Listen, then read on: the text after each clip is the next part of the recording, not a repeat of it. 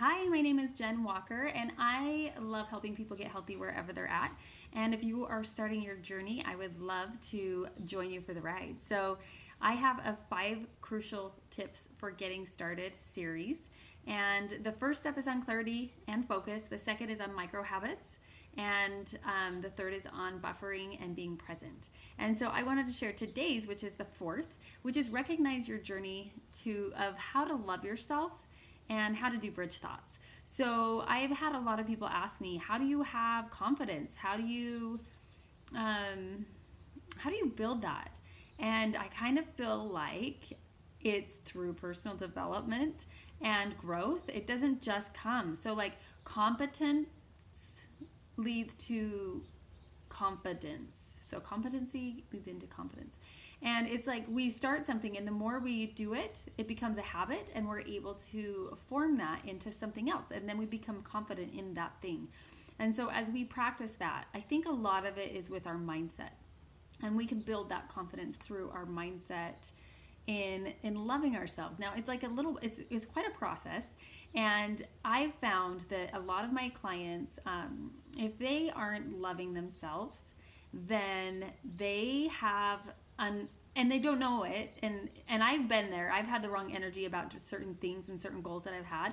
And when I look back, I knew that something wasn't quite right. It's like what I didn't want to happen instead of what I do. So creation goals are really, really important. We already talked about your why. That is really important as well. But understanding what's motivating you to do it. Are you motivated by fear, or are you motivated by growing into this person you want to be? And that isn't always an easy ride. You've got to be able to handle the fear and all of those different things that will take you out of like the flow, and like being really conscious and aware, and that we have feelings, and we have to feel the feelings, and we don't have to have perfection, and so many different aspects. But there are a few things that I love. Brooke Castillo has some really great videos, YouTube links that I will give you below that you can listen to. Those are super great, and I think those will help you start that journey. And it's a process. So if you're trying to get healthier and you feel like you don't love yourself, that is the wrong energy behind it. And it's like, okay, so I understand that I have the wrong energy, but what do I do about it, right? So what we want to do is we want to build a gap for a bridge. So this is where you are, this is where you want to be. We kind of have to build until it can come together. Okay, so I would love to kind of chat about this really quick. So, I think being grateful is a great place to start, and thinking about the things that you're grateful for that you can do, whether it's even just being conscious and aware of life. I think of somebody who's in the hospital, like that they have a body.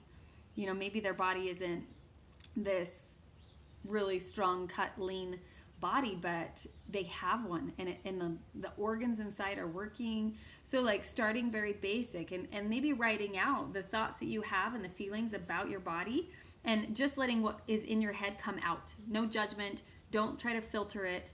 And then seeing what's there. And if you do that, like maybe for a week, you'll find patterns, and those patterns will lead you to understanding where you could work from. So we need to kind of be aware of the things that we know we need to grow to.